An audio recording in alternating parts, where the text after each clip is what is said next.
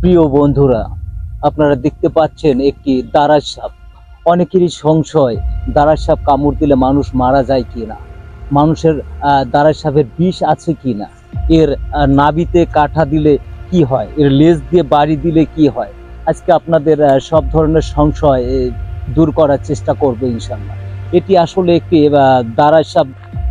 এটি সাধারণত ইঁদুর, পোকামাকড়, ব্যাঙ, বিভিন্ন ধরনের যাই হোক মাছ খেয়ে জীবন ধারণ করে। যাই হোক প্রিয় ভিউয়ার্স, অনেকের ধারণা যে এই সাপটি বা মানুষের গোয়াল ঘরে ঢুকে গরুর দুধ খায়। যাই হোক অনেকে বলে, কিন্তু আমি নিজে দেখিনি কখনো।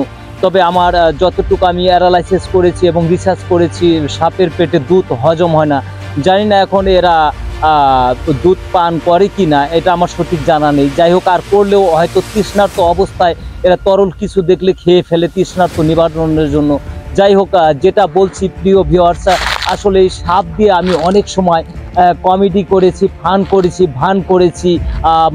যাই হোক, একটু আনকমন কিছু করার চেষ্টা করছি। আজকে সাপ দিয়ে আপনাদের চেষ্টা করব কিছু আপনাদের যাতে জীবনে উপকারে আসে।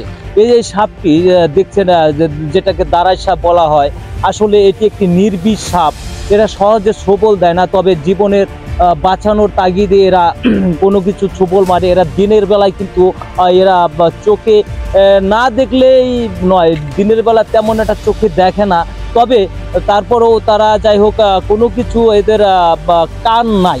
এরা অনেকে মনে করেন যে জিহ্বা দিয়ে শোনেন, আসলে এরা কিন্তু জিহ্বা দিয়ে শোনার মতো কোনো এদের অ্যানালাইসিস নেই। তবে জিহ্বা দিয়ে এরা স্বাদ গ্রহণ করে, এটাই বড় কথা। আর এটি হচ্ছে সম্পূর্ণ, এই দারাস সাপ হচ্ছে একটি নির্বিষ দারাস সাপ। এরা ছোবল দিলেও, ছোবল যদিও খুব কম দেয়, ছোবল দিলেও কোনো ক্ষতি হয় না। আমরা যে উজার কাছে যাই বা বিভিন্ন উজার কাছে বা বিভিন্নভাবে ঝাড়ফুঁক দিয়ে, আসলে এটা কিছু নয়। আর যেটি বলা হয় যে এটি নাভিতে কাটা দেয়, নাভিতে কাটা দেয়। আসলে এদের নাভিতে দেখেন এদের নাভিতে কোনো প্রকার কাটা নেই। আসলে নাভিতে এদের কিসের নাভি, নাভি বলতে কিছু নেই। যাই হোক প্রিয় ভিউয়ার্স, আর যেটা বলা হয় যে লেজ দিয়ে বাড়ি দিলে নাকি জায়গা পচে যায়, এটা সম্পূর্ণ ভুয়া কথা।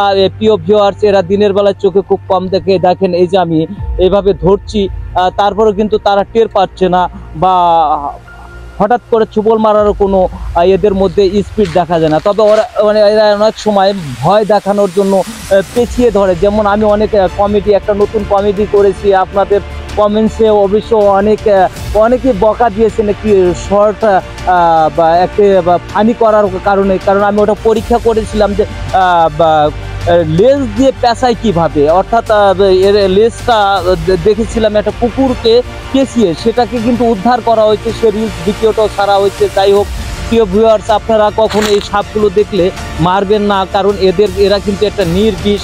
বা আপনার বাড়ির আশেপাশে যদি এই সাপগুলো থাকে, দেখবেন যে সেখানে আর কোনো বিষাক্ত সাপ কিন্তু প্রবেশ করতে পারবে না।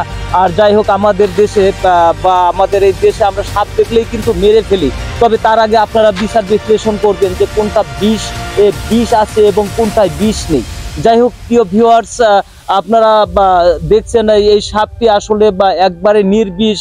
আপনারা যেটাই মনে করেন, আমি যাই হোক অ্যানালাইসিস করে দেখেছি, এবং আমি নিজেও একবার যাই হোক একে আহার করাতে আমি নিজেও একবার ছোবল খেয়েছিলাম। যাই হোক প্রিয় ভিউয়ার্স, কোনো বিষ নেই, একটি নির্বিষ একটি সাপ।